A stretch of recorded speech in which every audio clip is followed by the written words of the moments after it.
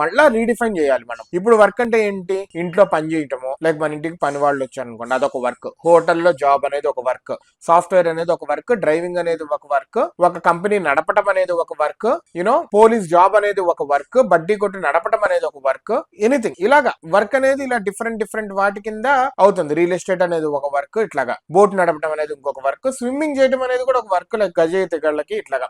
So I'm telling broad range లో ఇలా ఉంటాయి అనేది. అయితే మళ్ళా వర్క్ అనేది ఏంటి అనేది రీడిఫైన్ చేయాలి, దేనికి ఎంత డబ్బులు ఇవ్వాలనేది కూడా రీడిఫైన్ చేయాలి అని చెప్తుంది. ఏంటంటే వర్క్ అనేది ఇన్ ద ఫ్యూచర్ ఇప్పుడు దేనికైతే మనం లీస్ట్ ప్రయారిటీ ఇస్తున్నామో అది మెయిన్ వర్క్ అవుతుంది. లైక్ కేర్ గివింగ్, అంటే ఆర్ఫనేజెస్ లో కానీ ఓల్డ్ ఏజెస్ లో కానీ ఉంటారు కదా కేర్ గివింగ్, వాళ్ళని జాగ్రత్తగా చూసుకుంటాం. ఇప్పుడు బేబీ సిట్టింగ్ ఇట్లా ఉంటాయి చూడండి, ఇట్లాంటి కేర్ గివింగ్ జాబ్స్ అనే దానికి ప్రయారిటీ ఎక్కువ పెరుగుతుంది, ఇంపార్టెన్స్ ఎక్కువ పెరుగుతుంది. వాలంటీరింగ్ అనే దానికి, లైక్ మొత్తం రోబోట్స్ ఇవన్నీ వచ్చినాయి, అవి నీటికి ఉంచితే ఇంకా నేచర్ ఇంకా పొల్యూట్ అవుతుంటే కనుక, so that we to clean the nature, to sustain the nature కావచ్చు.